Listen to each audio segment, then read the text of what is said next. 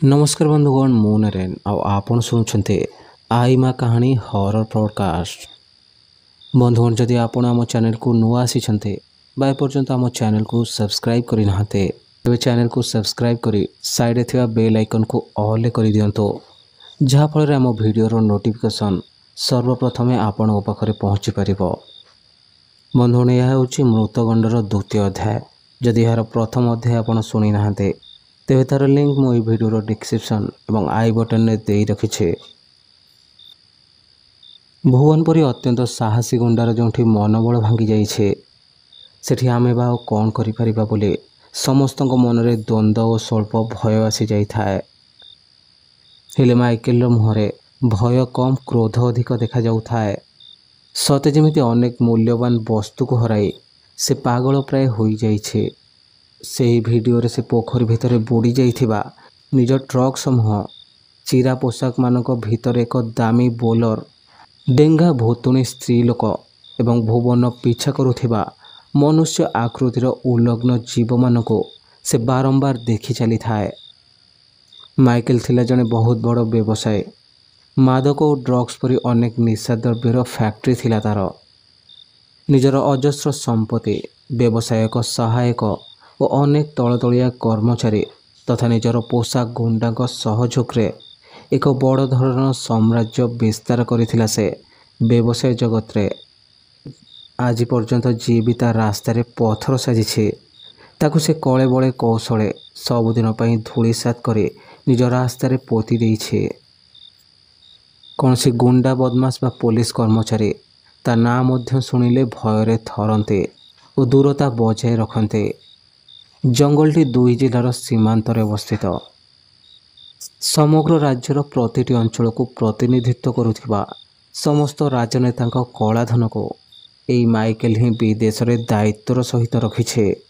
निजर एते बड़ साम्राज्यर बाम और डाहाण हाथ होउछन्ते ता निज सान भाई जॉन और सेठाकर नामी दामी गुंडा भुवन।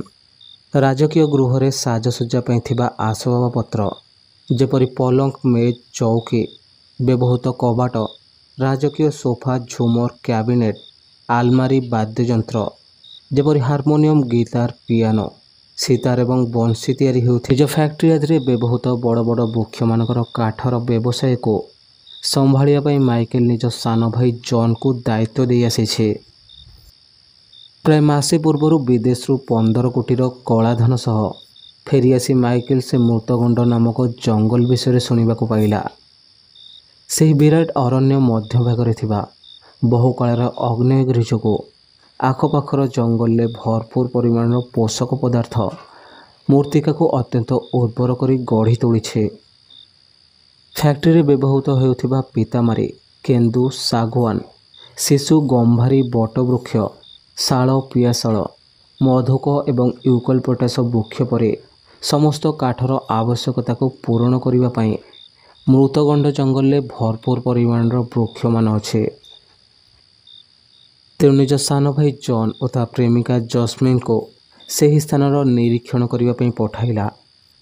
जस्मिन थिला जने उद्भिद विशेषज्ञ। जस्मिन ही गूगल मैप रू देखे से अग्नेयगिरी और ता आखपाखर भल रकम गछ विषय प्रथमे जॉन और पर माइकेल को कहिथिला। कलाधन पाई माइकेल नेता मानक सह सभारे व्यस्त थिला। तेणु जॉन आउ जस्मिन को कहिथिला एसबूर दायित्व नेबा पई। जॉन निज सहित 40 जन श्रमिक लोक 20 जन बंधुकधारी सुरक्षाकर्मी 4टी ट्रक 3टी यात्रीवाही गाड़ी निज पई गोटे दामी बोलेरो निजर उद्भिद विशेषज्ञ बंधु और प्राणप्रिया जस्मिन 30टी छोट बड़ काठ कटन मेसीन लोक बास करने तंबू और ता सहित 3 दिन पर खाद्य सामग्री यथा पानीय जल चाउल घी तेल मसला 15टी छेली इत्यादि नहीं बाहरी पड़ा से जंगल अभिमुखे। माइकेल फैक्ट्री बाहरिले से माने दिन 11टा बेलू 60 किलोमीटर दीर्घ रास्ता पार करिबार थिला सेमानको। 50 किलोमीटर पिचु रास्ता पर आउ बड़का 10 किलोमीटर कच्चा सड़क पार करथिले सेमाने। दिन 2:30 बेले सेमाने आसी पहुँचले जंगल गोटे मुख्य मुहाण रे। बोधवे एते घंच अरण्य और उच्च पर्वतमाला ସେ ଆଖପାଖ ଜିଲ୍ଲା ଗୁଡ଼ିକରେ ନଥିବ। ସମସ୍ତେ ନିଜ ନିଜ ଗାଡ଼ି ଭିତରେ ଥାନ୍ତେ। ସବା ଆଗରେ ଜନ୍ ନିଜ ଗାଡ଼ିରୁ ଓହ୍ଲାଇ ଆଖିରୁ ଚଷମା କାଢ଼ି ଭଲ ଭାବରେ ଉପଭୋଗ କଲା ଏତେ ଅପୂର୍ବ ପ୍ରାକୃତିକ ଦୃଶ୍ୟକୁ। ସୁଦୀର୍ଘ ପର୍ବତମାନଙ୍କ ମଧ୍ୟ ଦେଇ ଲମ୍ବି ଯାଇଛି ଅଙ୍କାବଙ୍କା ମାର୍ଗଟିଏ। ମୁହାଣରୁ ପ୍ରାୟ 8 କିଲୋମିଟର ଜଙ୍ଗଲ ଭିତରକୁ ପର୍ବତମାନଙ୍କ ଗହଣରୁ ଆକାଶ ଉପରକୁ ସ୍ୱଳ୍ପ ଦୃଶ୍ୟ ମୋଟା କୃଷ୍ଣକାୟ ଧୂମର ଆବରଣଟିଏ ବାହାରୁଥାଏ ବାୟୁମଣ୍ଡଳକୁ। ଜଙ୍ଗଲ ସମ୍ପୂର୍ଣ୍ଣ ଭାବରେ ସବୁଜ ଓ ଆକାଶ ସମ୍ପୂର୍ଣ୍ଣ ଭାବରେ ନୀଳ ଓ ଉଜ୍ଜଳ। ଜସ୍ମିନ୍ ମଧ୍ୟ ଗାଡ଼ିରୁ ଓହ୍ଲାଇ କହିଲା, ତାହେଲେ ମାନଚିତ୍ରରେ ଥିବା ଏହି ଆଗ୍ନେୟଗିରି କଥା ମାଇକେଲ ସାର୍ କହୁଥିଲେ। ଯେତିକି ଶୁଣିଛି ପ୍ରତିକ୍ରିୟାଶାଳୀ ଆଗ୍ନେୟଗିରି ନୁହେଁ। ଆଗ୍ନେୟଗିରିର ଉତ୍କୀରଣ ଜନିତ ବିସ୍ଫୋରଣର କୌଣସି ଭୟ ନାହିଁ। ଶୁଣ ମାଇ ଲଭ୍, ଏ ଜଙ୍ଗଲର ସମସ୍ତ ଭୂମିକୁ ତୁମ ନିଜ ଅଧୀନକୁ ନେଇଗଲେ ଆଉ ତୁମ ବ୍ୟବସାୟର କଞ୍ଚାମାଲର ଆଉ କିଛି ଅସୁବିଧା ରହିବ ନାହିଁ। ଜନ୍ କହିଲା, ସତରେ? ତାହେଲେ ଏହି ପୁରା ଇଲାକା ଆଜିଠୁ ମୋର। ଏବେ ଚାଲ ଜଙ୍ଗଲ ଟିକେ ଭିତରକୁ ଯାଇ କ୍ୟାମ୍ପ କରିଦେବା। ଗାଡ଼ିଗୁଡ଼ାକୁ ରଖି କାମରେ ଲାଗିଯିବା। ଜସ୍ମିନ୍ କହିଲା, ଆରେ ଟିକେ ଭିତରକୁ କ'ଣ? ଚାଲ ସେ ଆଗ୍ନେୟଗିରି ପାଖକୁ ହିଁ ଯିବା। ଯଦି ଏତେ ବାଟ ପଳେଇ ଆସିଛେ, ମୋତେ ଭଲସେ ଆଖପାଖର ଅଞ୍ଚଳର ବୃକ୍ଷ ସବୁକୁ ଦେଖିବାର ଅଛି। ଜସ୍ମିନ୍ର କଥା ମାନି ଏବେ ଜନ୍ର ନିର୍ଦ୍ଦେଶ ପାଇ ସମସ୍ତ ବାହନ ଗୋଟିଏ ପରେ ଗୋଟିଏ ପ୍ରବେଶ କରିବାକୁ ଲାଗିଲା ମୁହାଣରୁ ଜଙ୍ଗଲ ଭିତରକୁ। ପ୍ରାୟ 500 ମିଟର ଆଗକୁ ଯାଉ ଯାଉ ସାମ୍ନାରେ ଲମ୍ବି ଯାଇଥିଲା ଗଡ଼ାଣିଆ ରାସ୍ତା ଆଉ ଆଗରେ ଦୂରରେ ଦେଖାଗଲା ଗୋଟିଏ ସୁନ୍ଦର ଗାଁ। ଦୂରବୀକ୍ଷଣରେ ଜନ୍ ଦେଖିବାକୁ ପାଇଲା ଲମ୍ବି ଯାଇଥିବା କଚ୍ଚା ରାସ୍ତାର ଦୁଇ ପଟେ ଛୋଟ ଛୋଟ ଚାଳ ଛପରର ଝାଟିମାଟି ଘରମାନ ଓ ସେମାନଙ୍କ ପଛକୁ ଲାଗି ଘଞ୍ଚ ଜଙ୍ଗଲ ପର୍ଯ୍ୟନ୍ତ ଛୋଟ ଛୋଟ କ୍ଷେତ୍ରଫଳର ବିଲମାନ। ତାପରେ ସୁଦୀର୍ଘ ପର୍ବତମାଳା। ଦୀର୍ଘ ଶ୍ୱାସ ମିଶା ହସ ପକାଇ ଜନ୍ ବାସ୍ ଦୂରରେ ଉଚ୍ଚା ପର୍ବତମାନଙ୍କ ପାଦଦେଶରେ ଅବସ୍ଥିତ ବଣର ବଡ଼ ବଡ଼ ବୃକ୍ଷମାନଙ୍କୁ ଦେଖୁଥାଏ। ବଡ଼ ବଡ଼ ଗାଡ଼ିମାନଙ୍କ ଘୁଁ ଘୁଁ ଶବ୍ଦର କମ୍ପନରେ ଆଖପାଖର ବୃକ୍ଷମାନଙ୍କରୁ ବିହଙ୍ଗମ ଗଣ ଆକାଶକୁ ଉଡ଼ିଗଲେ। ଏପଟେ ସେହି ଗାଁଟିର ପ୍ରତିଟି ଘରୁ କନ୍ଧ ପ୍ରଜାତିର ବନବାସୀ ସ୍ତ୍ରୀ ଓ ପୁରୁଷଗଣ ବାହାରି ଆସି ଆଶ୍ଚର୍ଯ୍ୟଚକିତ ହୋଇ ସେମାନଙ୍କୁ ଲକ୍ଷ୍ୟ କରୁଥାନ୍ତେ। ଜନ୍, ଜସ୍ମିନ୍, ବନ୍ଧୁକଧାରୀ ସୁରକ୍ଷାକର୍ମୀ ଓ ଧାରୁଆ ତୀକ୍ଷ୍ଣ କରତ ବିଶିଷ୍ଟ କଟର ମେସିନ୍ ଧରିଥିବା ଶ୍ରମିକମାନେ ଅଲଗା ଅଲଗା ଗାଡ଼ି ଭିତରୁ ଆପଣା ଆପଣା ସ୍ଥାନରେ ବସି ସେହି ବନବାସୀ ଓ ତାଙ୍କର ଝାଟିମାଟିର ଗୃହମାନଙ୍କୁ ଦେଖୁଥାନ୍ତେ। ସବା ଆଗରେ ଜନ୍ ବସିଥାଏ ନିଜ ଦାମୀ ବୋଲେରୋ ଭିତରେ ସିଗାରେଟଟିଏ ପାଟିରେ ଲଗାଇ। ଏତେ ବଡ଼ ବଡ଼ ବସ୍ତୁ ଆପେ ଆପେ ଚାଲୁଥିବା ଓ ତାଙ୍କ ଭିତରେ ଏପରି ସଶସ୍ତ୍ର ଲୋକମାନଙ୍କୁ ଦେଖି ବନବାସୀମାନେ ବିସ୍ମିତ ହୋଇ ଠିଆ ହୋଇ ଦେଖୁଥାନ୍ତେ। ଘରଠାରୁ 2 ଗୁଣ ଉଚ୍ଚତା ବିଶିଷ୍ଟ ଗାଡ଼ି, ପୁଣି ତା ଭିତରେ ବନ୍ଧୁକଧାରୀ ସୁରକ୍ଷାକର୍ମୀ। ଗାଁ ଶେଷ ମୁଣ୍ଡରେ ଥାଏ ଏକ ଛୋଟ ପୁରୁଣା ମନ୍ଦିରର ଭଗ୍ନାବଶେଷ। ଏପରି ଯାଉ ଯାଉ ଗାଁ ଶେଷ ହୋଇ ଡାହାଣ ପଟେ ଏକ ବୃହତ ପୁଷ୍କରଣୀ ଦେଖିବାକୁ ମିଳିଲା। ରାସ୍ତା ଆଗରେ ଘଞ୍ଚ ଶାଖା ବିଶିଷ୍ଟ ଏକ ବିଶାଳ ତେନ୍ତୁଳି ଗଛକୁ ଦେଖି ଜସ୍ମିନ୍ ତାର କିଛି ଫଟୋ ଉତ୍ତୋଳନ କଲା। ପୁଷ୍କରଣୀ ଚାରିପଟେ ଅନେକ ଓସ୍ତ ଗଛ ନିଜର ଶାଖା ଓ ଚେରମାନ ଲମ୍ବାଇ ଦେଇଛନ୍ତି। ଗାଡ଼ି ଭିତରେ ଶ୍ରମିକମାନଙ୍କ ଖଟି ଚାଲିଥାଏ ଏପରି ସ୍ଥାନକୁ ଦେଖି ଏବେ ସେଠାରୁ ପ୍ରସ୍ଥାନ କରି ଗାଡ଼ିଗୁଡ଼ିକ ପଶିଗଲା ଜଙ୍ଗଲର ଆହୁରି ଭିତରକୁ। ଏପଟେ ଗାଁର ବନବାସୀମାନଙ୍କ ଭିତରେ କୋଳାହଳ ସୃଷ୍ଟି ହୋଇଗଲା ଅଜଣା ଲୋକମାନଙ୍କୁ ଦେଖି। ସତେ ଯେମିତି ଆଗକୁ କିଛି ଅଘଟଣ ଘଟିବାର ଆଶଙ୍କା ଯୋଗୁଁ ଏମାନଙ୍କ ମନରେ ଭୟର ବାତାବରଣ ଖେଳି ଯାଇଛି। ଗାଁର ବନବାସୀ ମୁଖିଆ ଧନୁଶର ଧରି ନିଜ ସହିତ 2 ଜଣ ଲୋକଙ୍କୁ ନେଇ ପିଛା କଲା ସେହି ଗାଡ଼ିମାନଙ୍କର ଚକର ବିଟର ଚିହ୍ନ ଓ ଘୁଁ ଘୁଁ ଶବ୍ଦକୁ ଅନୁସରଣ କରି 3 ଜଣ ବନବାସୀ ଚାଲିଗଲେ ଜଙ୍ଗଲ ଭିତରକୁ। ପ୍ରାୟ ଘଣ୍ଟାଏ ସମୟ ପର୍ଯ୍ୟନ୍ତ 3ଟି ବିରାଟକାୟ ପର୍ବତମାନଙ୍କ ମଧ୍ୟ ଦେଇ ଯାଇଥିବା ଅଣଓସାରିଆ ଅଙ୍କାବଙ୍କା ପଥୁରିଆ ଜଙ୍ଗଲ ରାସ୍ତାରେ ଏପରି ଯାଉ ଯାଉ ବାସ୍ ସେମାନେ ପହଞ୍ଚିଗଲେ ସେହି ଆଗ୍ନେୟଗିରିର ଦକ୍ଷିଣ ପଟ ଘଞ୍ଚ ଅରଣ୍ୟରେ। ଚାରିପଟେ ସବୁଜ ଛନଛନିଆ ମୋଟା ଗଣ୍ଡି ବିଶିଷ୍ଟ ଉଚ୍ଚା ଝଙ୍କାଳିଆ ବୃକ୍ଷରାଜି। ଠିକ୍ ଉତ୍ତର ପଟେ ଉଚ୍ଚ ଉଚ୍ଚ ବୃକ୍ଷମାନଙ୍କ ପଛକୁ ଦୃଶ୍ୟମାନ ପ୍ରକାଣ୍ଡ ଅଗ୍ନେୟଗିରିର ଗଗନଚୁମ୍ବୀ ଶିଖର। ସମୟ 2:20 ଅପରାହ୍ନ।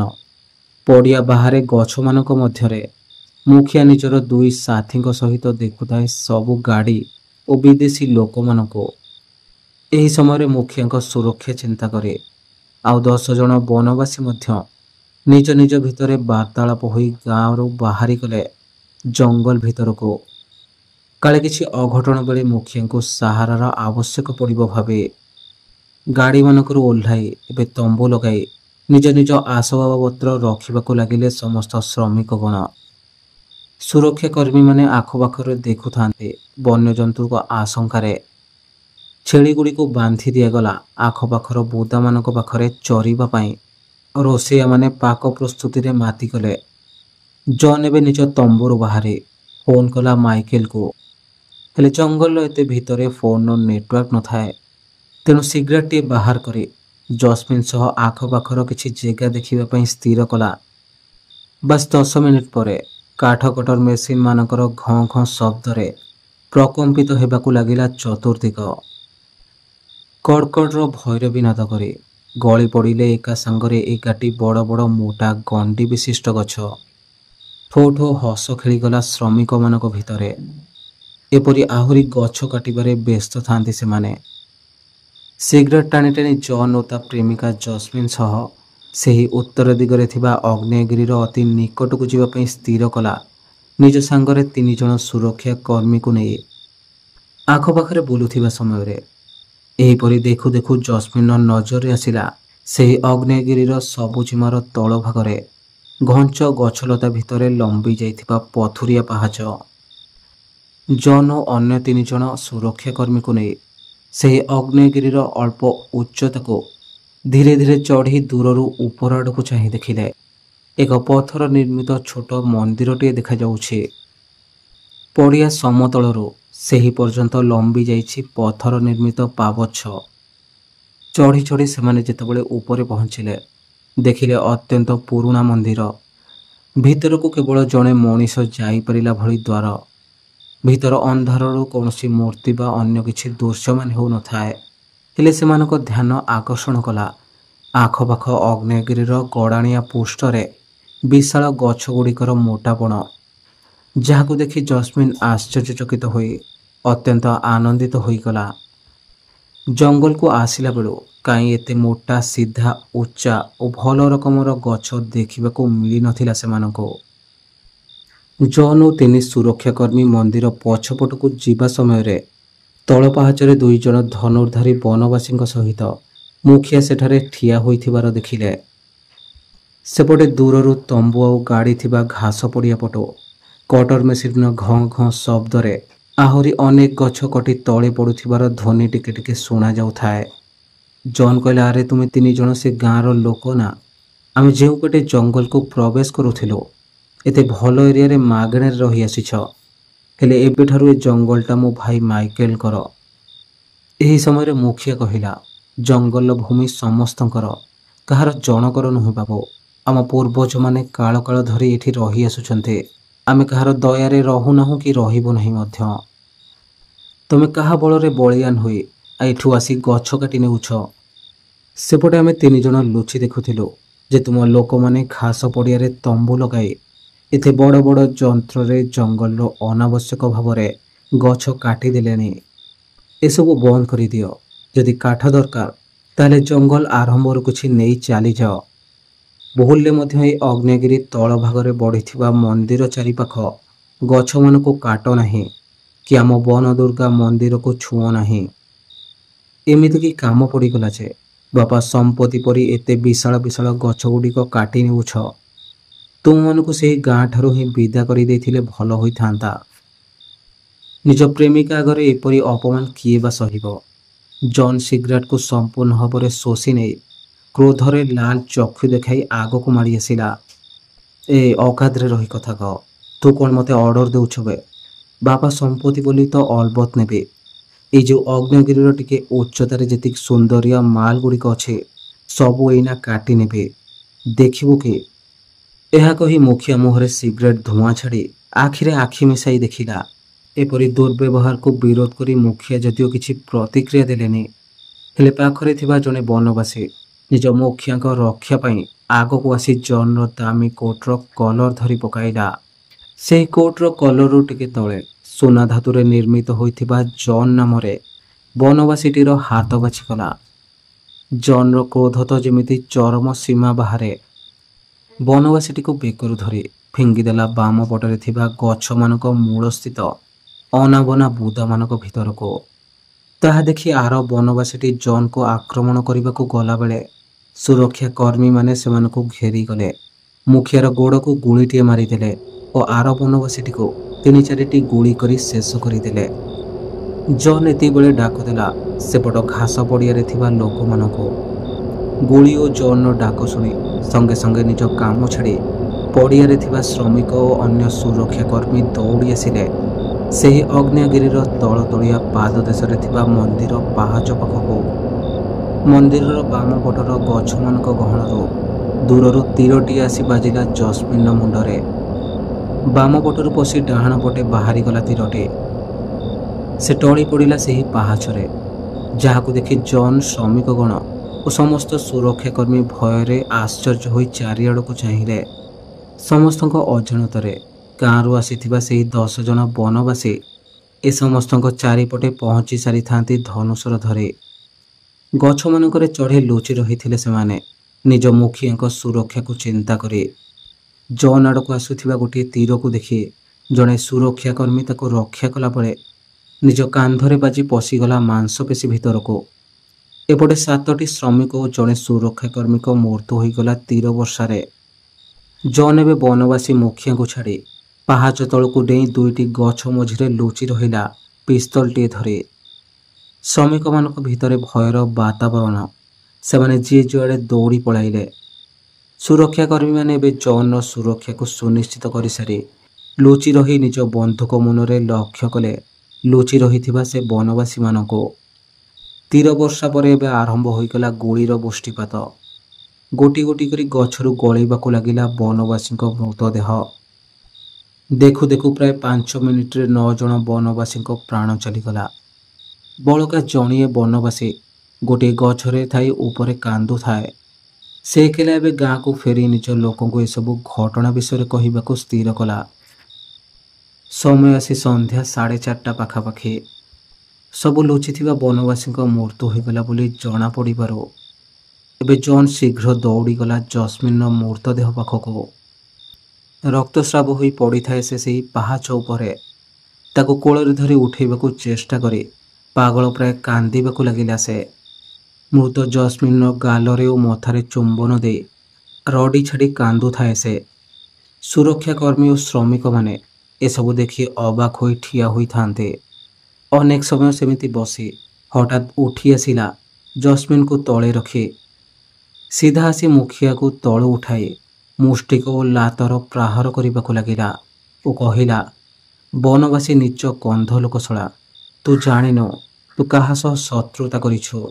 ତୁ ମନା କରୁଥିଲୁ ନା ଏ ବିରାଟ ଅଗ୍ନିଗିରିର ତଳ ଭାଗରେ ଥିବା ମୋଟା ଗଛମାନଙ୍କୁ ନ ଛୁଇଁବା ପାଇଁ। ଏବେ ଦେଖ। ଶ୍ରମିକମାନଙ୍କୁ ଚାହିଁ କହିଲା, ଏ ଜୀବରେ କାଟି ପୁରା ଲଣ୍ଡା କରିଦିଅ ଏ ପର୍ବତର ତଳ ଭାଗରେ ଥିବା ଗଛମାନଙ୍କୁ। ତା ନିର୍ଦ୍ଦେଶରେ ପ୍ରାୟ ଅଧଘଣ୍ଟା ଭିତରେ ଦେଖୁ ଦେଖୁ 24ଟି ବିଶାଳକାୟ ଝଙ୍କାଳିଆ ବୃକ୍ଷ କଡ଼ କଡ଼ ଭୁସ୍ ଭୁସ୍ର ଶବ୍ଦ କରି ତଳେ ପଡ଼ିଗଲେ। ଏହିପରି ଗଛ କାଟିବା କାମ ଆହୁରି ଚାଲିଲା। ଚିତ୍କାର କରି ସବୁ ଧ୍ୱଂସକୁ ରୋକିବାକୁ କହୁଥାଏ ମୁଖିଆ, ହେଲେ ତା କଥା ବା କିଏ ଶୁଣିବ। ମୁଖିଆର ମୁହଁରେ ଜନ୍ ଦେଇଥିବା ମାଡ଼ର କଷ୍ଟରୁ ଅଧିକ ଏକ ଅଜଣା ଭୟ ସୃଷ୍ଟି କରୁଥାଏ ଆଗକୁ ଘଟିବାକୁ ଥିବା ଏକ ଭୟଙ୍କର ଅନର୍ଥ ଚିନ୍ତା କରି। ସମସ୍ତଙ୍କ ଆଖି ଗଛକଟା ପ୍ରକ୍ରିୟା ଆଡ଼କୁ ଥିଲାବେଳେ ଏତିକିବେଳେ ଗୁଳିମାଡ଼ରୁ ବଞ୍ଚି ଯାଇଥିବା ସେହି ବନବାସୀ ଗଛରୁ ଧୀରେ ଧୀରେ ଓହ୍ଲାଇ ଦୌଡ଼ିବାକୁ ଲାଗିଲା ଦକ୍ଷିଣ ଦିଗରେ ଥିବା ନିଜ ଗାଁ ଅଭିମୁଖେ। ତା ପାଦ ଶବ୍ଦ ଶୁଣି ଜଣେ ସୁରକ୍ଷାକର୍ମୀ ସେ ଆଡ଼କୁ ଗୁଳି ଚଲାଇଲା ଓ ପିଛା କରିବାକୁ ଲାଗିଲା। ଯେମିତି ସେମିତି ଗୁଳିରୁ ବଞ୍ଚି ସେ ପଳାଇ ଯାଉଥାଏ ଗଛମାନଙ୍କ ଭିତରେ। ଏସବୁ ଦେଖି ଜନ୍ ନିର୍ଦ୍ଦେଶ ଦେଲା 12 ଜଣ ସୁରକ୍ଷାକର୍ମୀକୁ, ଯାଅ ସେ ଗାଁରେ ଯାହାକୁ ବି ପାଇବ ତାକୁ ଉପରକୁ ପଠାଇଦେବ, କାହାକୁ ବି ଛାଡ଼ିବନି। ଗୁଳି ସରିଗଲେ ବନ୍ଧୁକ ପିଟି ପିଟି ମାରିଦେବ ଶଳାଙ୍କୁ। ମୋ ଜସ୍ମିନ୍ ଚାଲିଗଲା ମାନେ ଏବେ କାହା ମୁହଁରେ ମୁଁ ହସ ଦେଖିପାରିବିନି। ଗାଁର ପ୍ରତ୍ୟେକଟି ଗୋରୁ ଗାଈ ମଣିଷ କୁକୁଡ଼ା କୁକୁର ଆଦି ସମସ୍ତଙ୍କୁ ମାରି ଶେଷ କରିଦିଅ। ମୁଖିଆ ଏସବୁ ଶୁଣି ହାତ ଯୋଡ଼ି ଜନ୍ର ପାଦ ପାଖରେ ପଡ଼ି ଅନୁରୋଧ କଲା ଏସବୁ ନ କରିବା ପାଇଁ। ପ୍ରାଣପ୍ରିୟା ଜସ୍ମିନ୍କୁ ହରାଇଥିବାରୁ ଜନ୍ ଜମାରୁ ଶୁଣିଲା ନାହିଁ। ଗୋଟିଏ ଯାତ୍ରୀବାହୀ ଗାଡ଼ି ନେଇ 12 ଜଣ ବନ୍ଧୁକ ଧରି ସୁରକ୍ଷାକର୍ମୀ ଏବେ ବାହାରି ପଡ଼ିଲେ ସେହି ଗାଁ ଅଭିମୁଖେ। ବନବାସୀ ମୁଖିଆଙ୍କ ମୁହଁରେ ଭୟର ବାତାବରଣ କାହିଁକି? କେଉଁ କଥାକୁ ଏତେ ଭୟ ତାଙ୍କର? ଏବେ ଗାଁ ଲୋକଙ୍କ ସହିତ କ'ଣ ହେବ? ଜାଣିବା ପାଇଁ ଅପେକ୍ଷା କରନ୍ତୁ ଏହାର ତୃତୀୟ ଅଧ୍ୟାୟକୁ।